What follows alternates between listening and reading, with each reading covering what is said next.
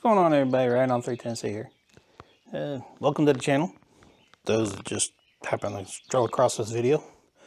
I want to talk today a little bit about shoulder brace, why there ain't been too many videos lately. Since probably almost a year now, or better. And why most of them are shorts and not full-length ones. And talk about the accident. How I ended up with Stitch and, well, the trike and what happened in Sturgis. And how I ended up in the sling. So, let's start there. So, I'm riding on 310C, which everybody knows that follows me, has been since I started the channel, knows that I actually ride a 19 Tri-Glide. That's what I started out with in 2019. Because of the leg issues and stuff that I have. And not sure whether or not how my legs were going to react to riding. So, chose a safe option. I knew at some point later on in life anyways, I'd be on a trike anyhow. So, while I was working and stuff, got the most expensive bike that I'll probably have and get it paid off and out of the way. So, that's the trike, Terminal Lance. And then, last September, this past September actually, I got the 25 Lowrider S Stitch, which now looks like an ST, but it's an S, trust me. But how I ended up in the sling, well, let's go back to 2025, August 5th, I believe it was. Went for a test ride and on a 2025 Lowrider S that was red. There's a video and a couple of shorts about it, if you want to go back and look. So I made a short that day about it, I believe, if I remember correctly. But ended up going up an S curve that actually goes gradually up and then comes back down. There was a deer that sat out in the field, started to move and come up towards the road, which meant it actually had to come up. But for whatever reason, mentally wise, my headspace and stuff, I was all over the place that day. At that point, I was getting the hang of being on the Lowrider S, having fun on it, looking at the new road that I didn't know where I was. And Lord behold, I see movement out of the side of my eye. As soon as I'd done that, my hands, my bind went to emergency mode for whatever reason. I guess because it realized it was a deer and something was it was coming up. Granted, how close it was, I couldn't tell you. Camera's on this side of my helmet. As you can see, right here's the helmet that I was actually wearing. Camera was sitting right here. So anything off to this side, you really ain't gonna see. Unless it was already in camera view as I was coming up. And unless I fully looked that direction. I didn't fully look that direction because, as I said, I was in the middle of a curve. S-curve. So, as soon as I noticed that, my hands automatically went to being on the trike, which is what I've always been on. It's what I normally rode up till September. That was the only bike that I rode, except for the occasional demo ride. So, as soon as I pushed the bar to try to get, or pulled the bar to get the bike so I didn't push it like I was supposed to. Tells you that, yeah, I knew, looking back, I knew exactly what I done, how I ended up getting the bike to swing wider than what it was already going, and it snowballed into the wreck. But pulled on the bar like I would on the trike to tighten up the turn, so I thought, and ended up causing the bike to actually stand up and start pushing outward. And, well, left flight. I'm not sure if you can hear it or not, but that's what's getting my attention at this second. Been quite a few of those around here lately. But pushed it wide, drop off on the road to the surface, rock surface that's beside that road, which was about 1.5 feet, maybe 2 foot wide of rock. But the drop off was about 6 to 7 inches. So, I mean, it was a decent little bump. But as soon as I got the bike, as soon as I tried to get the bike and I realized I'm not going to be able to get it over, I'm sure as heck wasn't going to lock it up to try to force it. I just let it easily get onto the rock, and I figured if I get on the rock, I can actually start to slow the bike down, and I should be fine. Speed limit on the road was 55. I was running at about 50, I think, at the start of everything. And once I got into the rock, started laying on the rear brake a little bit harder, trying to get it to stop, but did not want the rear tire to lock up. And then noticed, and that's when I started looking to figure out how else am I going to get the bike back up onto the road. Because that was the plan, was to get the bike back up on the road and get riding the rest of the way. I seen a driveway coming up that was dirt, and I decided to start to, as I got out of the curve and started to straighten out a little bit, I started to hit the front brake a little bit hard, try to squeeze in the front brake and try to get a lot of pressure on it to try to help slow the bike way down so I can actually maneuver the bike to get it back on the road as I crossed over the driveway. As I done so, the back kind of fishtailed, so I let off the front because I think the front actually was trying to pull more than back end fishtailing, but it felt like that back end was fishtailing. So just let off the front brake and just kept on the back one, went across, and I noticed that there was a hill on the other side of the driveway. The hill looked like it was about like that. Looked like it was just a slight angle at best. Not the near, almost full tilt drop off that it was. Like a 12-15% grade almost. I mean, it was pretty steep. But as soon as I felt the front tire get air, I knew at that point, yeah, this is not going to end well. All my years growing up as a child, riding BMXs, mountain bikes, jumping them, running them all over the hillsides and stuff. And I just had that feeling. I knew once the whole momentum started to go this way, I knew what was coming next. So I was just hoping the bike itself that I was on would not flip on top of me. That was my biggest concern. It and me getting hung up on onto the barbed wire fence that was along that side of the road. So as it came down, there was a rut that grabbed the front tire, that the front tire actually managed to get into. And as soon as it did, it twisted the bars, which tossed me over, but it snatched the bike and flipped the bike and just laid the bike down where it grabbed it, which was a good thing for me. But I think I was doing about 25, 30 at the time. So, I mean, I've slowed the bike down quite a bit.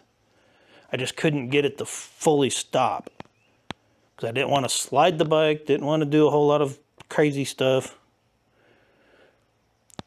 I just figured I was going to just try to ride the bike down like I said. I didn't think the hill was that deep from where I was sitting at. It didn't look that steep. But had this helmet on, and as you can tell, it's still here, one piece. This is Daytona Glide.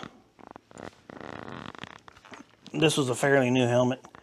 It's a little heavy, but there's a scratch right here from a barbed wire, from where my head smacked up against a barbed wire fence. And a little bit of a scrape on the front right here. But other than that,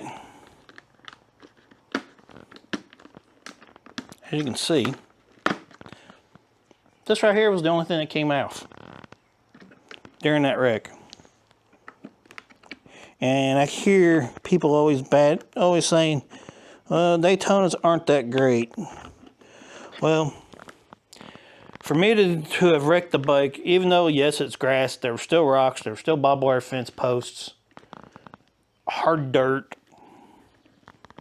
And granted, no, it wasn't an asphalted road. It wasn't solid rock. But for this to be the only thing that actually came off the helmet, and the helmet itself is still structurally fine, other than a couple of scratches and scrapes that are marked on the outside, nothing interior was messed up. I'd say it won. They won my business at that point. All the doubters that I see that talk about this, so what? Helmet done great. It done its job. It protected my head. This ain't a video for Daytona about Daytona helmets. No, it's about why there ain't a whole lot of videos and why I'm in the sling. So due to me being flipped off high sidewise, I landed on this shoulder when I landed, because I went like this. So I landed on this shoulder. This shoulder took the brunt force. I actually got up, I actually picked the bike back up as soon as I laid there for a second, made sure nothing was free flow bleeding. Had scratches on my hands that I seen. Didn't notice the tear in my leg from whatever it was that took a chunk out of my leg. That I still haven't been able to figure out what to done that, but there was a chunk that was taken out of my leg that later on that day I had to have 4 stitches for it, sew it up. But the shoulder itself, I rode back from Sturgis, rode the rest of the weekend, rode the week. That happened on Tuesday. Wednesday I took the day off from riding, stayed at the chip all day Wednesday. Thursday I went out to town for a little bit, rode a little bit, didn't do a whole lot of riding because Friday, I left the last Friday of the Sturgis rally, I had to back over to Sioux Falls because I had to get up with the dealership there, J&L Harley Davidson, and have them explain to the warranty company that the trike did not have a tuner on the bike. So that way I can actually get the stuff that was wrong with the bike taken care of, that the case that they messed up taken care of on the bike. I'm just going to say it. Because it still ticks me off to this day, the amount of problems I've had with the trike because of their workmanship that they did on the warranty on the bike the year prior. And the fact that they rushed it within a day's time frame of redoing everything as I was driving up when they had the bike and the parts 2.5 weeks prior. Actually, they had the bike for 2.5 months. But I had to wait on back order parts, so yeah, that's another story. But got back, rode the bike down, was on the track, got back, put it in the shop, started going to physical therapy for my shoulder, and that went on for about 2-3 months. The PT doctor sat there and told me that she needed to try to do the dry needling. She wanted to do a couple of other things so that way she can show the VA that, hey, yes, we done stuff. We can't get nothing right. He needs to see a specialist. So we done all that. Went to the specialist in January. He done an MRI on my shoulder. And that's when we found out the pec muscle was completely detached. In fact, it was actually starting to shrink up already by that point. The bicep was actually torn in half lengthwise. So he had to figure out how to stitch it back together and route it to where it needs to be back onto the shoulder. And of course there was a tear in the cup. They were able to see that. So 2 weeks ago, when I had the surgery done. So yes, this is I've only had surgery 2 weeks ago. They done the surgery, put the pec muscle back, put another tendon back that's up across the front that they didn't know about was torn. Had to reattach it as well. Shaved the collarbone because of arthritis tissue and stuff that was showing up on it from the damage that was done. Cleaned up the cup, the rotator cup, fixed the tear that was in it, cleaned all that out, stitched the bicep up, reattach it, move it and reattach it, route it to where it needed to be. And then on top of that, there was 2 tendons and a muscle in the back that had to be reattached as well that they didn't know about. So yeah, I had some major damage done to the shoulder. But the thing I learned about I kept going back looking at the wreck footage and stuff. And that's where I realized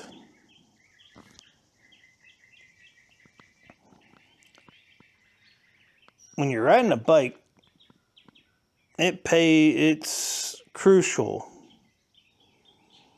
to make sure your mind is on the task at hand and don't let the noise that you're trying to get away from get back into your head and start overruling the task that's at hand.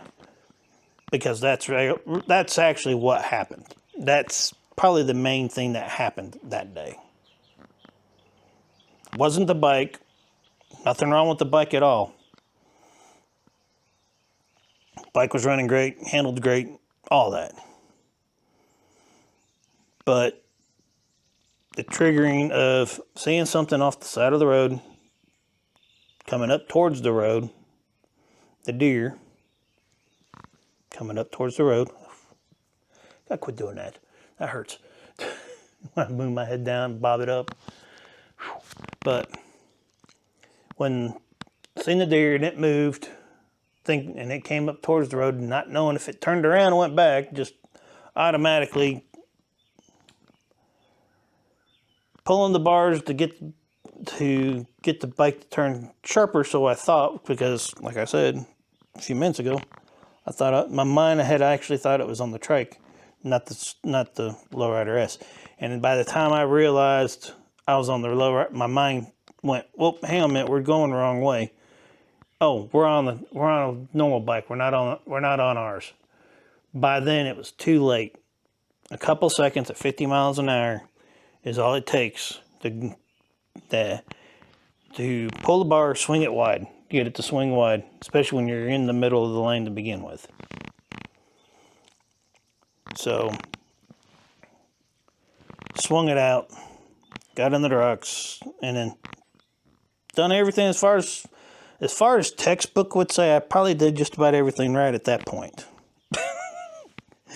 Because even the guys from from the demo group that showed up, when I was sitting there explaining it to them what had happened, the guy looked up at the road, followed the bike and looked up the trail, and he looked and he goes, "You rode this through all this?" It's like, "Yeah." He goes, "I'm not even sure I could have done that." He goes, "I definitely wouldn't have been able to stop the bike." He goes, "Obviously you weren't able to either." He goes, "But you put a heck of an effort to it." So, I mean, whether he was telling the truth or not is irrelevant to me. But at that point, though, the thing that it did come across was I'd done what they taught us to do in the riding course. At that point that I hit the rock. And what I knew about bikes. Granted, at the time of the accident, I might have had maybe 50, 60 miles total on 2 wheels. At that point, Stitch here, 25 Lowrider S, got it in late September, mid-September actually. It's already got 5,000 miles on it. So, yes, I do ride the bike. The trike's got almost 100,000, I should say. Not 1,000. And it's a 19 Tri-Glide. It's got almost 100,000 on it. So I do like riding bikes. That's why this surgery is kind of sort of bumming me out. Been good weather, can't ride. But just wanted to talk to everybody, do a different format, explain what after looking at everything, how and why I ended up in the sling. How and why the accident happened. Mine being all over the place. The equipment that I used, which was gloves and a helmet. Granted, I had a t-shirt on and I had jeans on and of course tennis shoes. Not the rest of the gear that's great. Would a riding jacket happen to cause less injury or no injury at all? That's neither here or there. I think it may have helped it a little bit not be quite as severe, maybe, possibly. But the way how I landed, I don't know if a jacket would have helped much at all. Now, had I gotten into the barbed wire fence completely, I would say the jacket would have probably made sure I didn't get cut up all pretty badly. Which I think my arm had cut from getting into the barbed wire, and I had what looked like 3 claw marks across my ribs right here.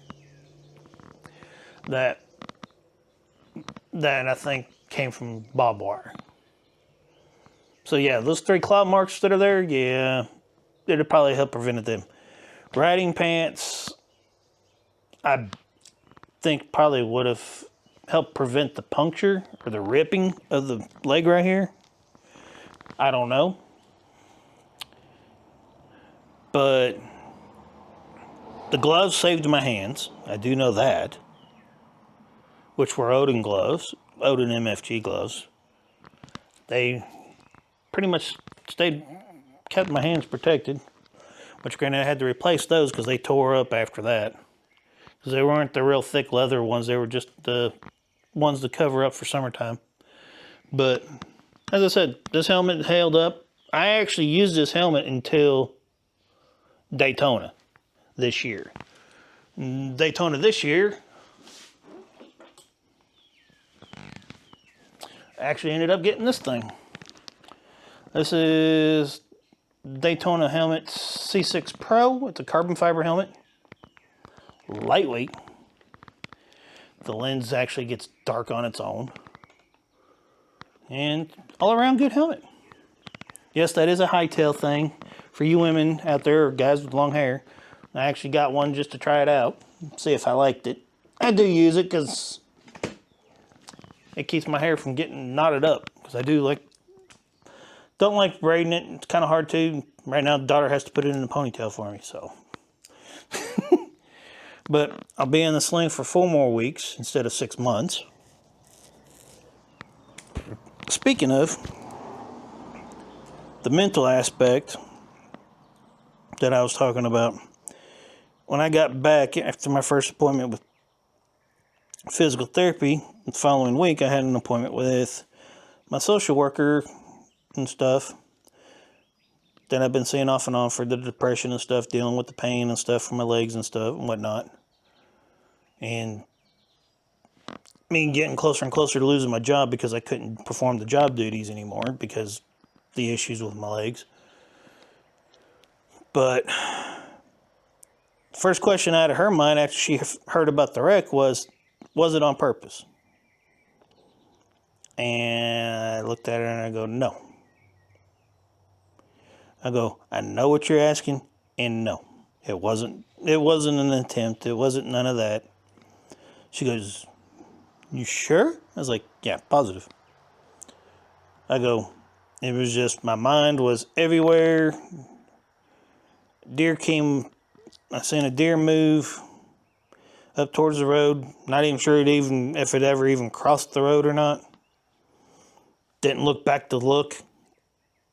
I was paying more attention, trying to save myself on the bike at that point than worrying about whether or not the deer was actually came out across the road or not behind me.